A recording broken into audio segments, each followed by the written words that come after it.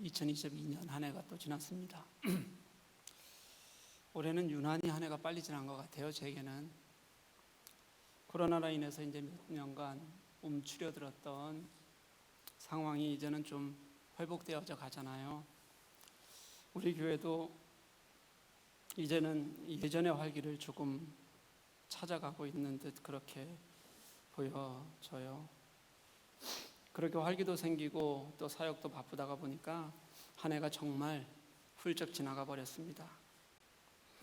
제가 2022년 이 한 해를 지난 한 주간 동안 이렇게 생각해 보았는데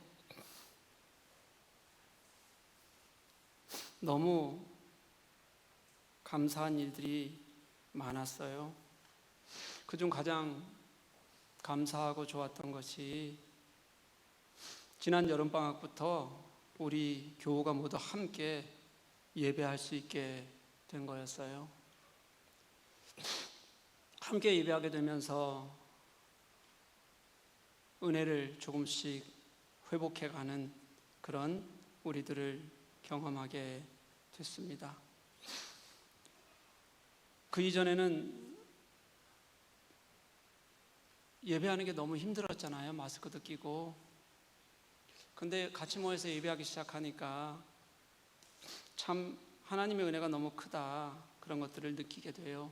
아직도 우리가 회복돼야 될 것들이 많은데 그럼에도 불구하고 예배가 찬양할 수 있게 되고 또 함께 마음 모을 수 있게 되고, 이게 우리에게 주신 가장 큰 은혜가 아닌가, 그렇게 생각이 되어집니다. 우리가 함께 예배하면서 또 좋았던 게 뭐냐면요, 서로 알아갈 수 있게 된 것 같아요.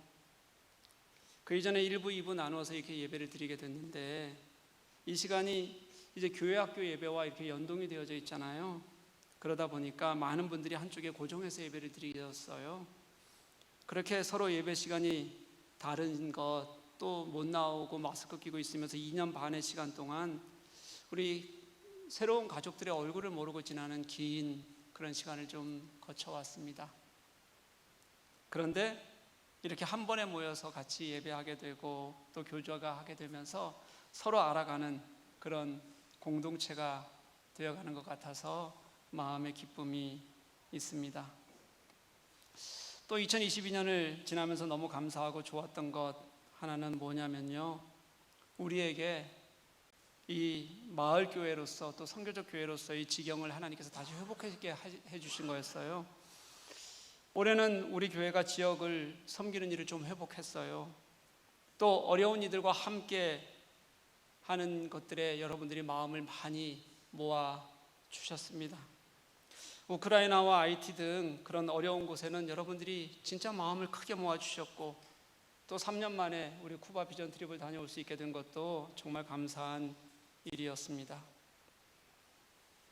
그리고 무엇보다 제가 감사한 건요, 제가 오늘 이 시간에 여러분들과 함께 예배하고 있다는 거예요.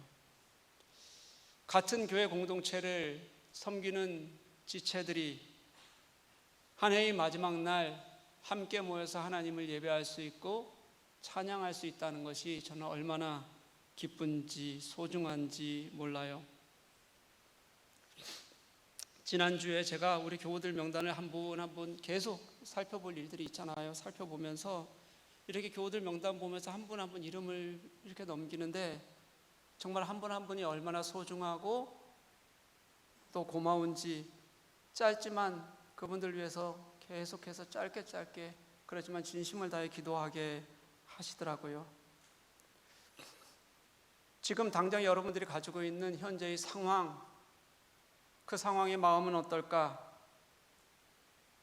지금 그 마음에 얼마나 어려움이 있지는 않을까? 또 기쁜 일이 있으면 그 기쁨이 그 가정에 계속되었으면 좋겠다. 이런 것들이 하나하나 마음에 와닿으면서 정말 여러분들 한 분 한 분이 제게는 너무 소중한 분들이라는 생각이 들었습니다. 그런 여러분과 함께 예배할 수 있다는 게, 이렇게 공동체로 함께 하게 하신 게 저는 너무도 감사합니다. 저는 교회가 있어야 할 존재 이유, 저는 건강한 사람으로 교회가 존재해야 될 이유가 있다고 생각해요. 우리는 조금만 게을러져도 생각이 치우치고요, 중요한 것을 놓치게 되는 그런 사람들입니다. 그래서 흔들리지 않으려고 늘 교회의 가치와 방향에 대해서 늘 생각해요.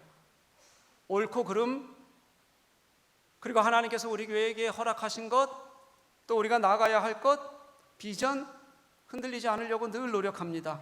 매일 잘 가고 있는지 돌아보고요, 그곳에서 하나님은 일하실까 생각하고요, 그렇게 돌아봐요. 올 1년 돌아보면서 우리 교회 잘 가고 있나? 어떨 것 같아요, 여러분? 어떤 마음이 들었을까요? 자신감을 갖고 대답해 보십시오. 힌트 이만큼 드렸으면 하셔도 되잖아요. 어떤 마음이 들었을까요? 잘 가고 있는 것 같아요. 제 마음에는 그랬어요. 우리 교회가 가장 모범적인 교회는 아니지만 함께 예배하고 수고하고 같이 하나님께서 원하시는 그 일로 가려고 애쓰는 교회인 것은 분명해요. 함께 100%는 아닐지라도 좋은 교회가 되자고 같이 마음 쓰고 그렇게 하나님의 마음을 쫓아가려고 애쓰는 교회인 것은 분명합니다. 저에게 교회가 뭐냐고 물으면 저는 사람이라고 말해요. 교회는 건물 아닙니다. 조직도 아니에요. 사람이에요. 사람이 모여서 교회가 되는 겁니다. 어떤 사람이냐면 예수 그리스도를 주로 고백한 사람들, 그 사람들이 모여서 교회가 되는 거예요. 그 사람들이 모이면 그게 교회니까 사람이 사라지면 교회도 사라지는 겁니다. 사람 없이 건물 놔두고 교회라고 불러서는 안 돼요. 성지순례나 종교개혁 탐방 같은 거 가잖아요. 그럼 꼭 우리가 교회나 아니면 교회의 터, 흔적들을 돌아보게 돼요. 저는 그 흔적, 그 건물 자체에는 그런 이 매력을 느끼지 못하겠어요. 그런데 제가 그런 곳에 갈 때마다 은혜를 받고 감동을 느끼는 이유가 있어요. 뭐냐면 그 교회요, 그 흔적들, 그 자체가 아니라 그 속에 숨어있는 사람들의 이야기가 제게 늘 들리는 것 같아요. 그 시대를 살았던 사람들의 이야기가 있고 숨결이 있고 그렇게 쌓아온 그들의 이야기가 있고 그 시기에 하나님께서 그들과 얼마나 뜨겁게 일하셨는지, 그들 속에는 어떤 어려움이 있었는지, 그때 함께 하신 성령께서 오늘 이 시간 우리에게도 함께 하고 있다는 마음이 드니까 그곳에서 있는 마음이 늘 감동이 되고 마음이 뜨겁고 그렇습니다. 그 시간과 사람들, 그게 사람 마음을 뛰게 하는 거예요. 저는 그런 교회를 만들어가고 섬겨가는, 우리 교회가 그런 교회라고 믿고 있고요, 그런 교회를 향해서 더 가고 싶어서 그래서 저는 그런 교회를 섬기고 있는 거예요. 그런 마음으로 우리 교회를 보면 2022년은 정말 큰 은혜가 아닐 수가 없어요. 정말 감사한 게 너무 많아요. 하나님께서 우리 교회에 하신 일들이 저는 그냥 은혜다 라고 밖에는 말할 수가 없는 것 같습니다. 그런데 사랑하는 여러분, 저는 우리가 가는 이 길에 하나만 더해졌으면 좋겠어요. 진심으로 하나가 더해졌으면 좋겠어요. 그런데 이 하나 더해야 될 이게 있어도 그만, 없어도 그만인 것이 아니라요, 정말 중요한 거라서 우리 교회에 있어야겠다는 생각을 저는 버릴 수가 없어요. 꼭 있어야 되니까요. 오늘 우리가 읽은 말씀이 그거예요, 여러분. 골로새 교회는 바울이 직접 세운 교회가 아니었습니다. 바울은 2차 전도 여행 당시에 고린도를 떠나서 에베소에 잠시 들렸거든요. 그런데 그 복음을, 에베소에서 복음을 들었던 사람들이 바울에게 더 남아주라고 부탁을 했어요. 그런데 이 바울의 원래 계획은 급히 예루살렘에 올라갈 이유가 있었기 때문에 바울은 다음에 다시 오겠다는 약속을 남기고 그곳을 떠나게 돼요. 그리고 그 약속 때문에 바울이 3차 전도 여행이 시작하자마자 소아시아 지역을 거쳐서 바로 곧장 에베소로 가게 됩니다. 그리고 거기에서 2년 3개월 동안이나 머물리면서 그들과 함께 했어요. 바울이 그곳에서 뭘 했냐고 하면 아마 본격적인 제자 훈련을 했던 것 같아요. 양육을 했다는 뜻입니다. 신자들을 가르쳐서 하나님의 일꾼으로 세우고 복음의 전자도로 세우고 교회 자체가 어떻게 하면 건강하게 하나님의 나라를 만들어갈 수 있을까를 그들에게 가르쳤다는 뜻이에요. 그때 그렇게 에베소에서 같이 양육을 받았던 사람 중에 골로새에 살던 사람들이 있었는데 그 사람들의 이름이 에바브라와 빌레몬이라는 사람이에요. 이 두 사람이 거기서 훈련을 받고 골로새에 가서 세운 교회가, 자신의 지역에 가서 세운 교회가 골로새 교회예요. 다시 말하면 골로새는 바울이 한 번도 방문한 적이 없는 교회예요. 그렇지만 자신과 함께 했던 그들이 세운 교회라서 특별히 사랑을 가지고 있었고 관심을 가지고 살펴보는 것이 너무도 당연한 일이었습니다. 이 에베소 교회하고 골로새 교회는 그래서 닮은 부분이 너무 많아요. 도시 환경도 닮았고요, 그 지도자들이 바울에 의해서 훈련받았다는 것도 닮았고요, 잘 성장해 갔다는 것도 닮았어요. 그리고 두 교회가 사랑이 넘쳤어요, 처음에는요. 그리고 아름다운 교회의 모범이 되었어요. 그런데 그렇게 좋은 교회가 문제가 생기기 시작했어요.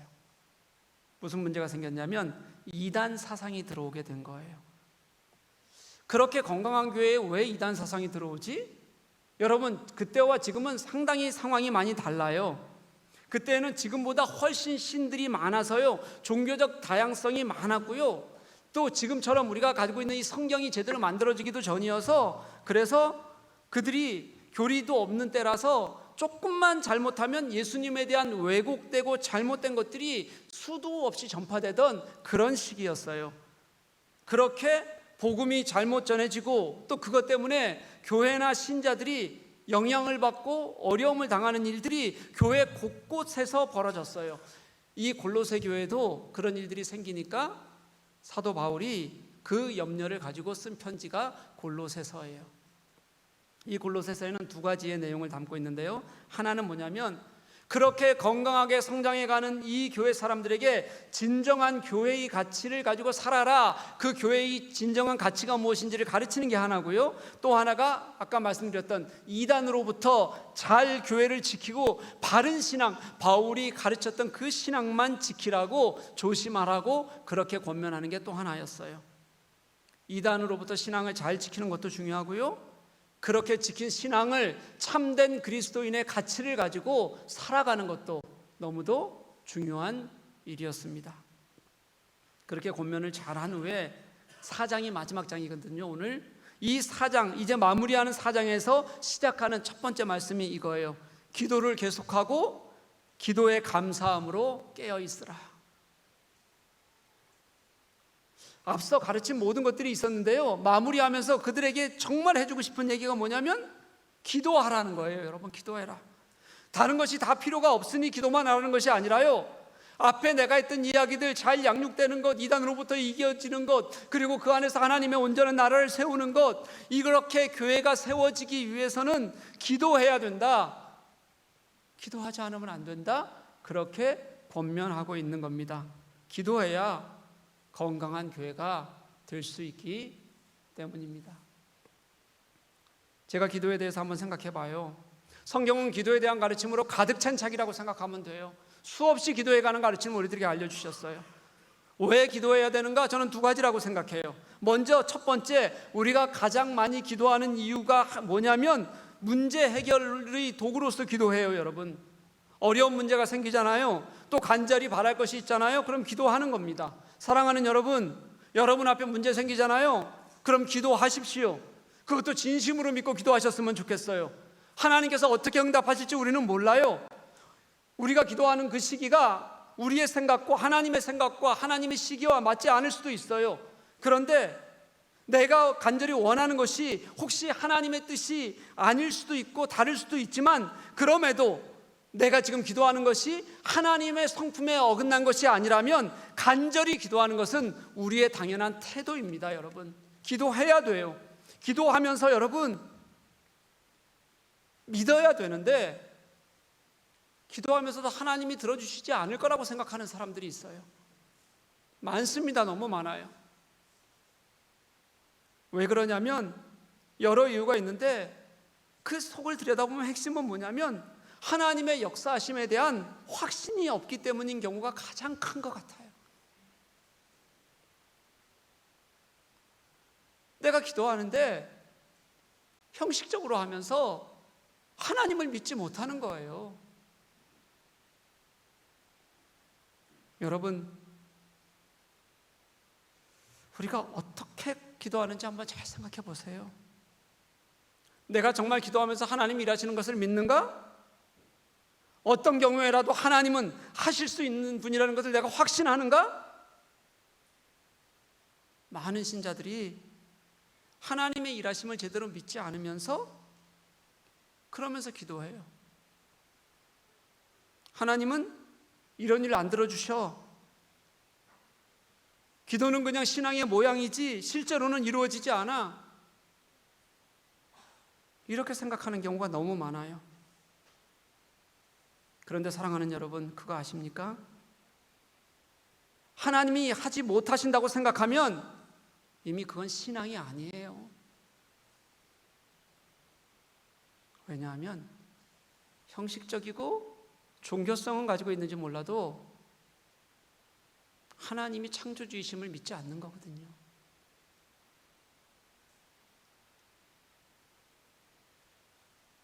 하나님이 응답하실지 아니실지는 하나님께서 가장 선하신 대로 일하실 때지만 우리가 하나님께 부르짖을 것은요, 확신을 가지고 진실하게 간절하게 부르짖어야 해요. 그 안에서 응답도 없고, 만약에 하나님께서 응답하시지 않으시면 내가 그 하나님을 신뢰하면서 부르짖으면 하나님의 뜻을 발견할 수 있도록 도와주실 거예요. 그래서 내가 부르짖은 그곳에서 진짜 하나님의 뜻을 발견하는 은혜를 하나님께서 우리들에게 허락해 주신다는 거예요. 그게 하나님의 방법이에요. 성경은 우리에게 이렇게 말합니다. 요한일서 5장 14절 15절 말씀입니다. 그를 향하여 우리가 가진 바 담대함은 이것이니 그의 뜻대로 무엇을 구하면 들으심이라. 우리가 무엇이든지 구하는 바를 들으시는 줄을 우리가 안즉 그에게 구한 그것을 얻은 줄을 또한 아느니라. 아멘. 구하면 하나님께서 들으신다. 그러니 너희들은 얻은 줄로 생각해라. 그러니 기도하라고 말씀하시는 겁니다. 간절히 믿고 기도하라는 거예요, 여러분.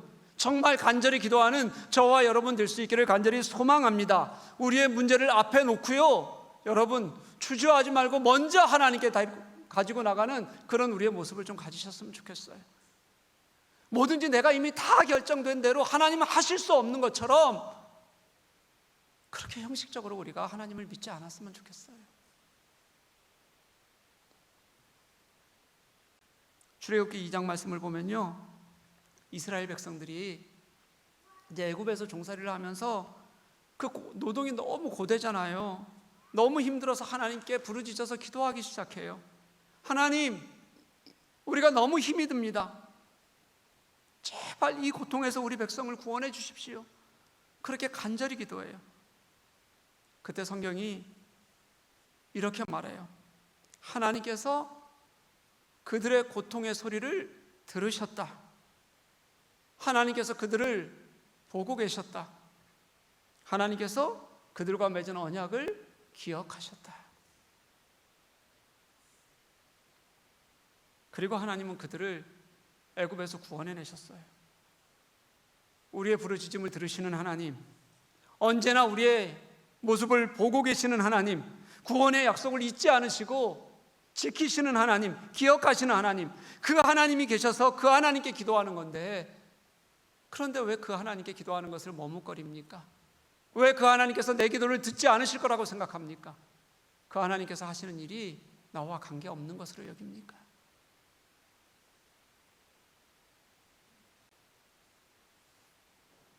사랑하는 교회 여러분, 하나님 앞에 나의 문제를 놓고 부르짖는 저와 여러분 될 수 있기를 간절히 소망합니다.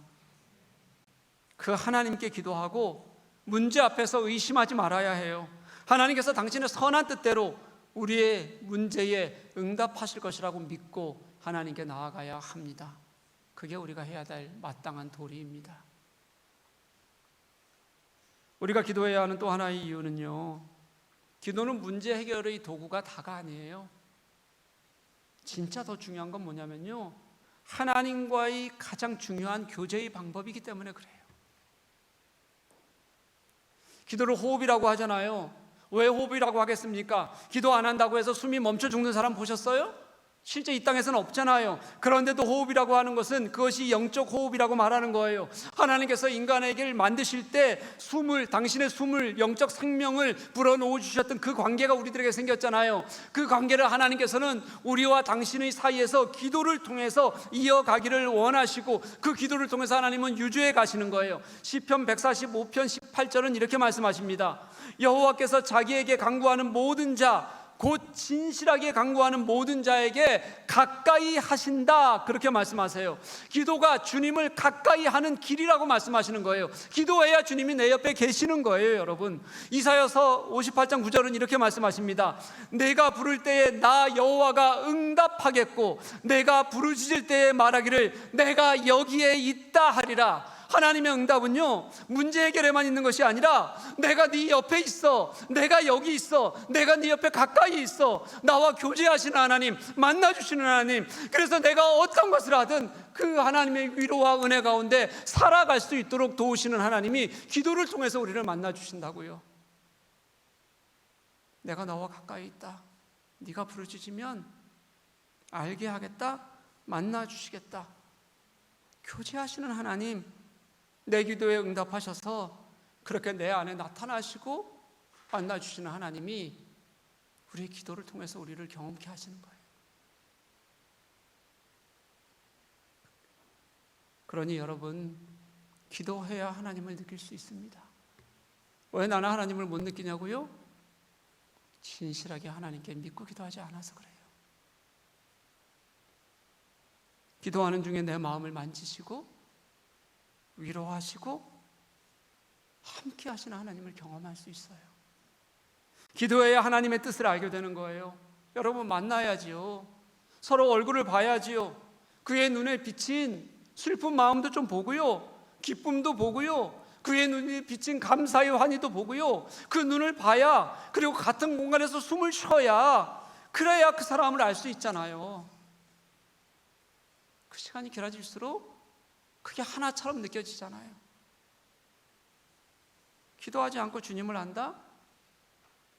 기도하지 않고 내가 교회를 안다? 교회를 말한다? 다 거짓말입니다. 하나님을 가까이 하지 않는데 어떻게 내가 알고 있는 것이 진짜겠습니까? 사실에 가깝겠습니까? 하나님이 안 계시는데요. 그저 껍데기를 보면서 속을 아는 것처럼 착각하고 살아가는 겁니다. 사랑하는 교회 여러분, 그러니 기도해야 합니다. 2023년 우리 교회 비전이 기도하는, 함께 기도하는 우리 공동체입니다. 2022년 이제 얼마 남지 않은 이 시간, 우리가 말씀과 기도로 하나님을 경험하자고 했던 것 기억하십니까? 제가 2022년을 시작하면서 정말 간절하게, 저는 할 수 있는 한 간절하게 여러분들에게 호소하고 또 호소하면서 한 해를 시작했던 기억이 있어요. 그랬더니 첫 주 사경회에 교우들이 응답을 해주셨어요. 우리 교회 사경회 사상 내외부 다 합쳐서 가장 많은 분들이 첫 주 사경회에 오셨어요. 제가 어떤 마음이 들었냐면, 그래, 되겠다, 우리가 이제 기도하는 교회가 되겠다, 얼마나 감사했는지 몰라요. 그런데 그 이후 특별히 기도하자는 모든 기도의 시간은 예전보다 더 텅텅 비어버렸습니다. 훨씬 적어졌어요. 수요기도회와 토요기도회는 변동 없이 늘 같은 인원으로 한 해를 마감하게 됐습니다. 왜 기도해야 한다고 생각했냐면요, 제가 2022년이 은혜라고 말씀드렸잖아요. 하나님이 하시는 걸 경험해요. 하나님이 도우세요. 그런데 이렇게 일은 잘 되는 것 같은데, 은혜로 되는 것도 맞는데, 이게 하나님의 뜻을 묻고 하나님께 가까이 가고 하나님이 할 수 있는 마음을 들여서, 그래서 하나님과 하는 것이 아니라 우리가 그저 우리 교회는 건강한 교회, 이런 마음이 있어서 그게 좋아서 하는 거고, 우리가 잘할 수 있으니까 나서서 하는 거고, 이제 그런 흐름이 생겨서 그냥 기도하지 않고서도 우리 너무 좋아, 우리 너무 잘해 하는 게 우리 속에 너무 배어버리는 것 같은 마음이 드는 거예요. 저는 2022년에 이렇게 하나님이 하신 일을 우리는 기도하지 않아도 너무 잘 되는 교회야 라고 그렇게 착각해 버릴 것 같은 두려움이 제 속에는 있는 겁니다.